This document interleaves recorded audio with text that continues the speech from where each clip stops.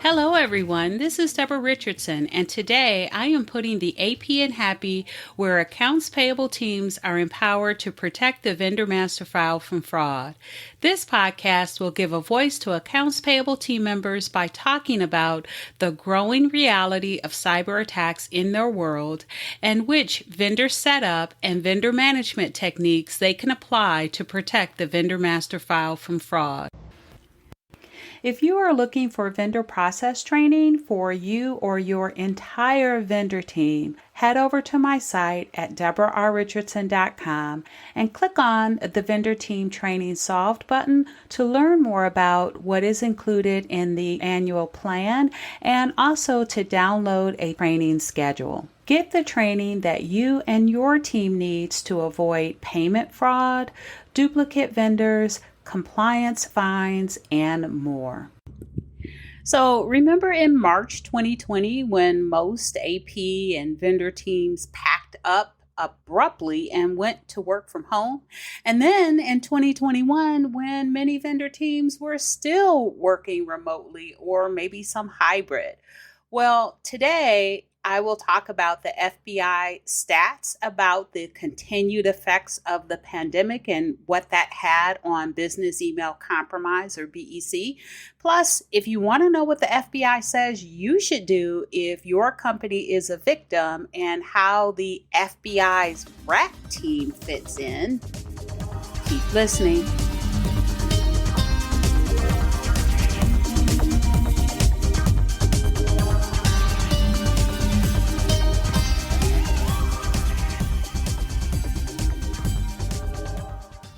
Welcome to episode 183, FBI Stats on Business Email Compromise in 2021 and their RAT. The FBI's Internet Crime Complaint Center, or IC3, has been tracking reported incidents of cybercrime since 2000. And each year they release a report identifying cybercrime statistics and trends for the previous year. So they recently released their 2021 crime report, and as you can imagine, just like their report released for 2020 activity, there were some very interesting results related to BEC or business email compromise, again, given the continued impact of the pandemic in 2021. So let's first start off with just defining, in case you haven't heard of them before, what is the FBI's Internet Crime Complaint Center, or IC3? So it's formerly known as the Internet Fraud Complaint Center. According to their website, their mission is, and I quote, to provide the public with a reliable and convenient reporting mechanism to submit information to the Federal Bureau of Investigation concerning suspected internet facility criminal activity and to develop alliances with law enforcement and industry partners. Information is analyzed and disseminated for investigative and intelligence purposes to law enforcement and for public awareness. All right, so that is their mission. They handle cyber crimes, online fraud matters, including intellectual property rights matters, computer intrusions like hacking, online extortion, internet money laundering, identity theft, as well as other internet facilitated crimes. All right, so that's who they are. So let's talk about what they said about business email compromise in 2021. So as many vendor teams, whether it's AP or procurement, I keep forgetting procurement. I know you guys are growing out there as far as having responsibility over the vendor master file and that whole onboarding and maintenance of the vendor master file. So we're going to include you in there too. Know many of you still work remotely or some hybrid schedule. And the cybercriminals knew that too, and they continue to take advantage in 2021 of the continued disruption that some companies experience. I know a lot of them, a lot of you guys did excellent in 2020, getting up and running as fast as you could to make sure that the lights stayed on, and continued to do great work to make sure they stayed on in 2021 too, as the hybrid and remote working continued. But again, cybercriminals took advantage of that. So, according to the report, total complaints for 2021 was 847,376, and that was up from 791,790 in 2020. But that 791,000 was almost a 50% increase from 2019 that only saw, and I say only like it's, only, but at that point it was only 467,361 reports of incidents during 2019, or the pre-pandemic era. So it almost doubled in 2020. Luckily, it did not almost double in 2021, but it still increased. And so this means that in 2021, there was an average of 2,300 complaints per day. And I just want to point out too that these are just the ones that were reported.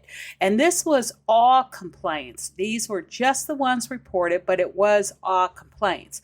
So let's look at business email compromise specifically for 2021. And just a reminder, business email compromise scams, those are where a fraudster attempts to trick vendor team members into believing they are a CEO or the vendor, someone that has authority to make a change to vendor bank details or remittance addresses for checks, to divert payments, or maybe other ways to transfer funds, such as wire requests or gift cards. Now, business email compromise, or BEC incidents, decreased. It was a surprise, but it decreased in 2020 in the number of incidents, where it was 19,360 in 2020 versus 23,761 in 2019. But while that looked promising, the problem was that the cumulative amount of the losses increased from 1.7 billion in 2019 to 1.8 billion in 2020. So it was less incidents, but the total losses were higher. So that meant it was an average loss of $92,000 per incident from the year of 2020, which was up from 71,000 or almost 72,000 per incident in 2019. And I know that what we see most often out there as far as reported business email compromise losses are those ones that are in the millions.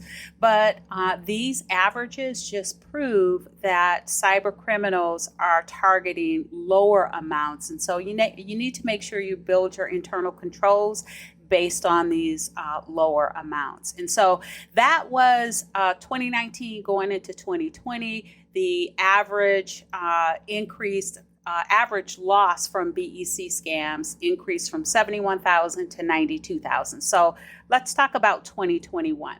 Well, in 2021, the number of reported incidents increased slightly. So it didn't decrease from the prior year. It increased slightly over 2020 to 19,954, which is still not up to 2019 levels in the number of incidents, because 2019 was almost 24,000. But the biggest difference is that the 2021 losses are higher than both years. So it's that losses have continued the trend upward, but this time, instead of increasing just by 100,000 from 1.7 billion to 1.8 billion, it increased up to 2.4 billion. So that means that the average loss per incident grew over 2020's 92,000 to 2021's average of 120,000. Now, if I were you, and if you are trying to get that fraud prevention program or tool, use this new BEC average if you are trying to come up with that ROI. All right, and lastly, the report indicates that just like in 2020, in 2021, BEC was the leading crime type by victim loss. All right, so we learned all about business email compromise and what has been trending 2019, 2020, and now 2021 is as far as incidents and losses and average loss. But the report goes on to talk about what you should do if your company is a victim of business email compromise or BEC. And so they have 4 tips. And the first one is to contact the originating financial institution as soon as fraud is recognized to request or recall or reversal, as well as a hold harmless letter or letter of indemnity. All right, the second tip is to file a detailed complaint with the Internet Crime Complaint Center, so IC3. And I'll put the link not only to this report, but also to where you can file complaints. The most important thing, though, they say about filing the complaint is to make sure that it contains all required data in the provided fields, so don't just leave them blank, including the banking information.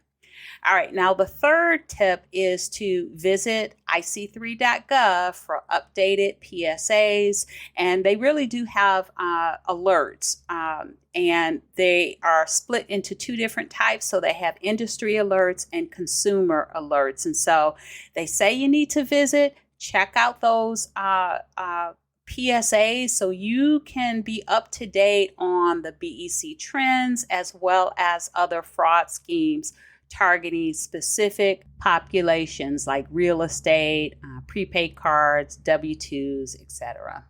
Now, when I see these PSAs or alerts, I do post them on my new scam alerts page. And so I'll put a link to that page as well, because if you want to, you can subscribe, and every time I publish, which unfortunately starting in 2020, it's been at least 2 to 3, maybe even more new scam alerts posted per week. And so when I post those, the very next day, you'll get an email in your inbox to so you can read what those new scam alerts are. And make sure you're sharing them with your team. So give them my link as well. Share that link so they can get it in their inbox, or bring those new scam alerts to your next meeting. Make it an agenda item so that people are, your team members are more fraud aware. All right, now the last tip they have is to never make any payment changes without verifying with the intended recipient.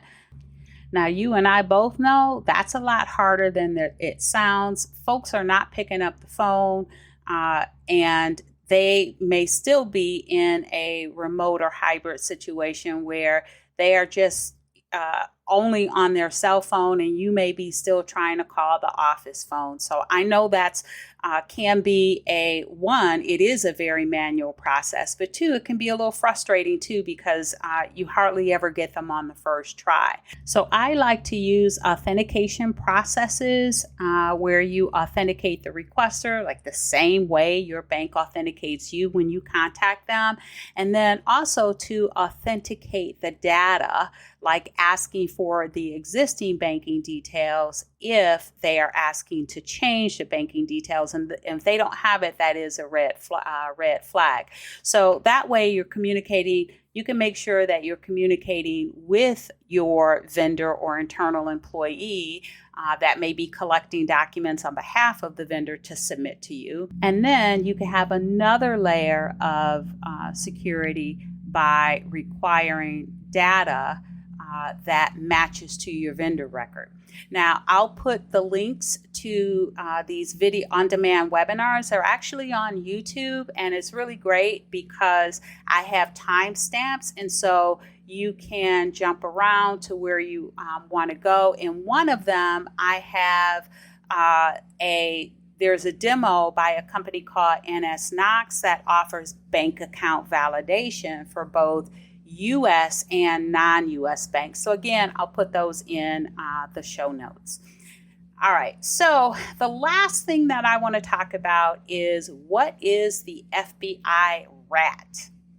So one of the steps that the FBI says you need to make if your company is a victim of business email compromise is to report it to them. And again, I'll have a link to where you go to report it in the show notes. Now, you might be thinking, well, what will they do besides including your losses in their annual report for next year? Well, their Internet Crime Complaint Center has a Recovery Asset Team, or RAT, and this team was established in February of 2018 to streamline communication with financial institutions and assist FBI field offices with the freezing of funds for victims who made transfers to domestic accounts under fraudulent pretenses. They function as a liaison between law enforcement and financial institutions, supporting statistical and investigative analysis. And they have 3 goals. The first one is to assist in the identification of potentially fraudulent accounts across the sector. The second one is to remain at the forefront of emerging trends among financial fraud schemes. And then the last one, the third one, is to foster a symbiotic relationship in which information is appropriately shared. And so let's talk about how successful they have been, because that's in the report too. So according to the report, to date, so since February of 2018, they have been involved in losses that total $443 million. And of that $443 million, they have been successful in freezing $332 million, which, by the way, is 75%. And that is a great incentive to report that your company has been a victim, because we know that lots of companies are not reporting their losses and that, they've had that fraudulent payment. And so maybe if they had reported it, or maybe if you have a fraudulent payment, or your company does, and your company reports it, then maybe your company has a 75% chance of a full recovery. And if you read through the rest of the RAT section in the 2021 report, you'll see some examples of victims that they help. They talk about, they don't name them, but they give the states, and then they give a synopsis of what they did. And you might want to look through the rest of the report as well. It may be interesting to you. They do have, or it is 33 pages. And it talks about lots of different cyber crimes, including cryptocurrencies. So if you're interested in that, again, I'll have a link in the show notes, and you can check that report out. All right, so thanks, everyone. I hope you enjoyed the 183rd episode of the Putting the AP in Happy podcast, where accounts payable teams are empowered to protect the vendor master file from fraud. Don't forget to check the show notes for the links mentioned in the podcast. If you enjoyed this episode, consider subscribing and writing a review of my podcast on the platform that you use to listen. Stay happy.